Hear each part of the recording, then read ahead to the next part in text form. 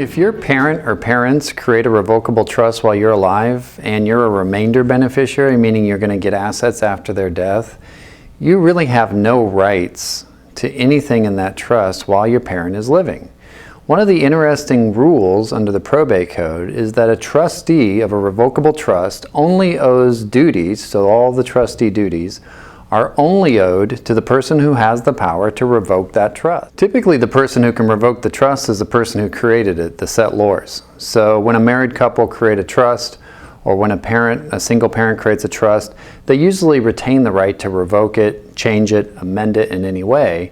And because of that, the trustee only owes duties to that one person. This is very different from what typically happens in an irrevocable trust. So if a trust was irrevocable, nobody can change it or amend it. Then the trustee does owe duties both to the current beneficiary, but also to the remainder beneficiaries. And the trustee has to answer to both of those groups and make sure that they're doing things properly.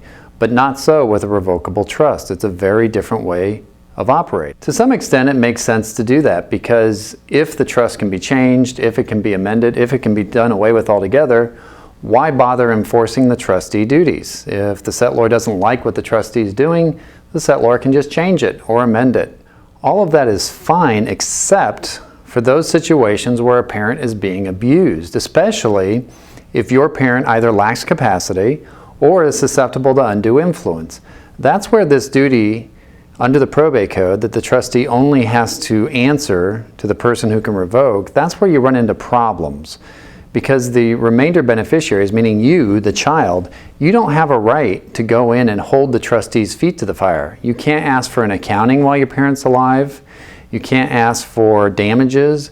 You can't even bring a petition for instructions to instruct the trustee to do the right thing because you don't have any of those powers yet while your parent's living.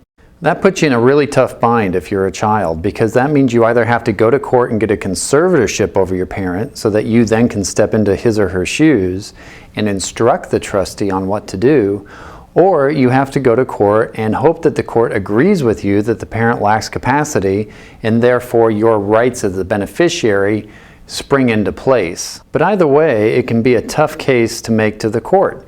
You don't automatically have rights as a beneficiary the way you would once the trust becomes irrevocable. So anytime you have a situation where a parent's being abused, you really have to think about the best way to pursue that case.